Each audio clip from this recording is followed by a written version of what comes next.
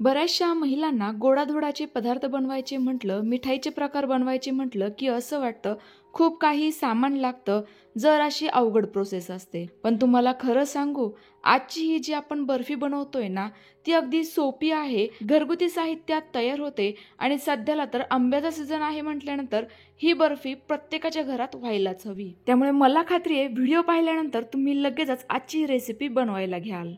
नमस्कार, मी तेजश्री खाद्यप्रेमी या युट्यूब चॅनलमध्ये तुम्हा सर्वांचं पुन्हा एकदा खूप खूप खूप मनापासून स्वागत करते. चला तर मग लगेच या आंबा बर्फीला सुरुवात करूया. सर्वप्रथम आपण या ठिकाणी आंब्याचा रस बनवून घेणार आहोत. त्याकरिता मी या ठिकाणी एक आंबा घेतलाय. कोणत्याही प्रकारचा तुम्ही आंबा या ठिकाणी वापरू शकता. हा आंब्याचा रस आपल्याला शुगर फ्री बनवायचा आहे, त्यामुळे फक्त याची साल काढून टाकायची, गर काढायचा आणि तो मिक्सरला फिरवून घ्यायचा. इतकीशी सोपी पद्धत आहे. आजकाल बाजारामध्ये रेडीमेड आंब्याचा रस तोही शुगर फ्री मिळतो, तो देखील तुम्ही या ठिकाणी वापरू शकता.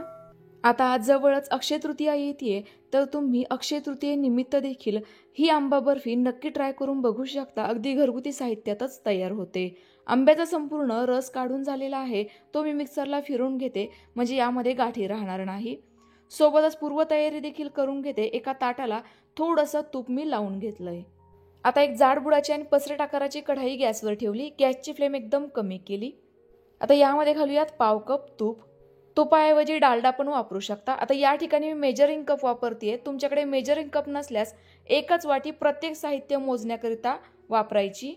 आता हे तूप पूर्णतः विरघळल्यानंतर, तूप थोडंसं गरम झाल्यानंतर यामध्ये घातलाय पाव कप रवा. हा आपल्याला छान असा फुलेपर्यंत खमंग भाजून घ्यायचा आहे. ज्या वेळेला रवा भाजला जातो ना, त्यावेळेला अशा पद्धतीने फसफसल्यासारखा होतो बघा.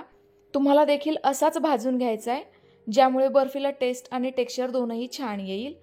आता घालूयात 1 कप बेसन पीठ. आता हे बेसन पीठ देखील असंच गाठी मोडत मोडत व्यवस्थित असं मिक्स करून छान असं खरपूस खमंग भाजून घ्यायचंय. सुरुवातीला तुम्हाला हे मिश्रण अगदी कोरडं फडफडीत वाटेल, परंतु जसजसं तुम्ही बेसन पीठ भाजत जाल ना, तसतसं हे मिश्रण थोडंसं पातळ व्हायला सुरुवात होते. याला तूप सुटायला लागतं आणि हे मिश्रण पूर्णतः कढईपासून सेपरेट सुटतं. आता हे बेसन पीठ भाजलंच जातंय, तर साईडला आपण पाक बनवायला ठेवूयात. पण हा पाक बनवत असताना कढईवर देखील लक्ष राहू द्या बरं का. आता या पॅनमध्ये टाकूयात पाव कप पाणी आणि 1 कप साखर. जेवढं तुम्ही बेसन पीठ घेतलंय सेम प्रमाणामध्ये साखर घ्यायची आहे. आता ही साखर पूर्णतः वितळण्याची वाट बघायची. मध्ये आधी मी साईडला बेसन पीठ देखील हलवून दिलं होतं साखर विरघळेपर्यंत, कारण साखरेला काय मध्ये आधी हलवत राहण्याची गरज नाहीये. साखर पूर्णतः विरघळली गेली, हलकेसे बबल्स यायला सुरुवात झाली होती. लगेच यामध्ये तयार करून घेतलेला पूर्णतः आंब्याचा पल्प घालायचा आहे. साधारणतः हा माझा अर्धा कप भरला होता. तुम्हाला सुद्धा हा आंब्याचा पल्प असेल, पाणी असेल आणि साखर असेल, संपूर्ण जिन्नस मोजमाप करूनच घालायची आहे. आता हे व्यवस्थित मिक्स करून घेऊयात आणि जरा वेळ शिजवून घेऊयात. इकडे आपलं बेसन पीठ देखील हलकसं स्मूथ झाल्यासारखं दिसायला लागलंय बघा. याला थोडंसं तूप सुटायला लागलेलं आहे. त्यानंतर अजून 2-3 मिनिटे हे बेसन पीठ भाजलं की या पद्धतीने छान असं पातळ तयार होतं. आपोआपच याला तूप सुटायला लागतं बघा.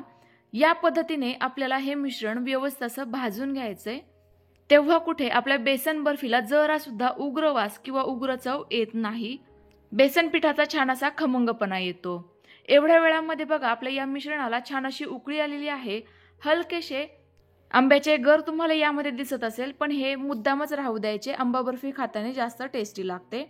आता या मिश्रणाला साधारणतः 3 ते 4 मिनिटं उकळी आली आहे. त्यानंतर गॅस बंद करूयात आणि लगेचच गरमागरम तयार झालेला साखरेचा पाक या मिश्रणात घालून घेऊयात. असं केल्यामुळे बेसन पीठ छान असं फसफसतं. यामुळे बेसन बर्फीला दाणेदार टेक्स्चर येतं. बेसन बर्फी खाताना टाळूला चिकटत नाही. आता पटापट हे मिश्रण व्यवस्थित असं मिक्स करून घेऊयात आणि शिजवून घेऊयात. या ठिकाणी तुमच्याकडून जरीही पाक थोडाफार कच्चा राहिला तरी देखील हरकत नाहीये. ज्या वेळेला हे मिश्रण अशा पद्धतीने आपण शिजवून घेतो ना एकत्रित, त्यावेळेला फक्त ते थोडंसं जास्त शिजवून घ्यायचं. पूर्णतः मिश्रण कढाई सोडण्याची वाट बघायची, सतत हलवत राहायचं. अगदी छान असं हे मिश्रण जेवढं तुम्ही शिजवून घ्याल ना, तेवढी तुमची बर्फी घट्टसर तयार होईल, मऊसूत तयार होईल. तर बघा बऱ्यापैकी आपलं हे मिश्रण घट्टसर झालंय. अजून एखादा मिनिट हे शिजवून घेऊयात. आता काही वेळानंतर बघा आपलं हे मिश्रण फारच छान असं घट्टसर तयार झालंय. अगदी कढईतून सेपरेट बाजूला सुटतंय. आता मात्र गॅस बंद करूयात. हवं तर तुम्ही यातील छोटासा गोळा काढून बोटांवर थंड करून गुठळी टाईप बनवून घेऊ शकता. घट्टसर गोळा तयार झाला तर समजायचंय मिश्रण आपलं परफेक्टरित्या तयार झालंय. गरमागरम तयार झालेलं मिश्रण लगेचच मगाशी तयार करून घेतलेल्या ताटामध्ये काढून घ्यायचंय आणि ही बर्फी सेट होण्याकरिता ठेवून द्यायची आहे. अशा पद्धतीने मिश्रण चमच्यानेच व्यवस्थित एकसारखं पसरवून द्यायचंय. आता सध्याला आपल्याला हे मिश्रण जर असं पातळ वाटत असेल, परंतु थंड झाल्यानंतर यामध्ये जो आपण रवा वापरलाय त्यामुळे मिश्रण व्यवस्थित असं घट्टसर व्हायला सुरुवात होते.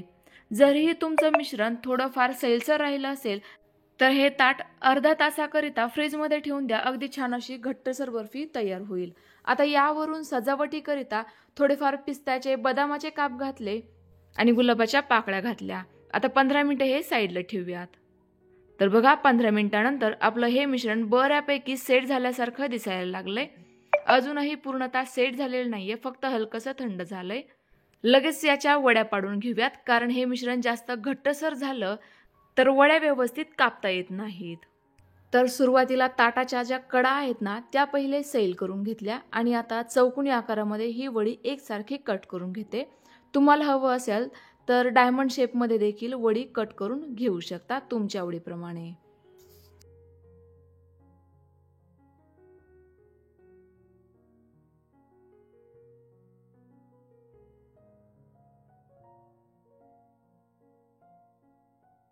तर आपलं हे मिश्रण मध्यम सेट झालेलं असल्यामुळे वड्या अगदी व्यवस्थित एकसारख्या कट केल्या गेल्या आहेत. आता हे आपण व्यवस्थित पूर्ण एकदा सेट करून घेऊयात. थोडंसं कोरडं होईपर्यंत वाट बघूयात, साधारणतः अर्ध्या तासाकरिता.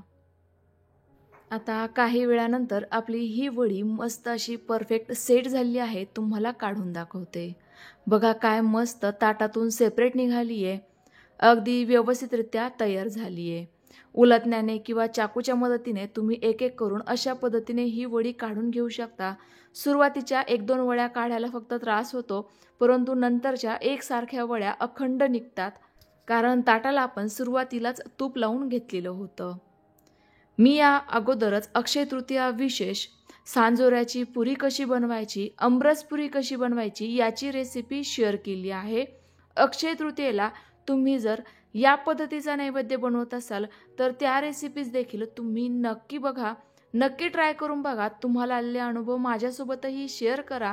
किंवा वेगळा कोणता मेनू बनवत असाल, एखादी व्हेज थाळी बनवणार असाल तर त्यामध्ये या आंबावडीचा समावेश आवर्जून करा. तुम्हाला नक्कीच आवडेल, कारण या ठिकाणी मी तुम्हाला अगदी घरगुती वाटीचं प्रमाण दिलंय, त्यामुळे प्रमाण देखील परफेक्टच आहे. छोट्या मोठ्या टिप्सही दिलेल्याच आहेत. तर बघा किती मस्त अशी मऊसूत आपली ही आंबा बर्फी तयार झाली आहे. पुन्हा भेटूयात तुमच्याच आवडत्या छानशा रेसिपीसोबत.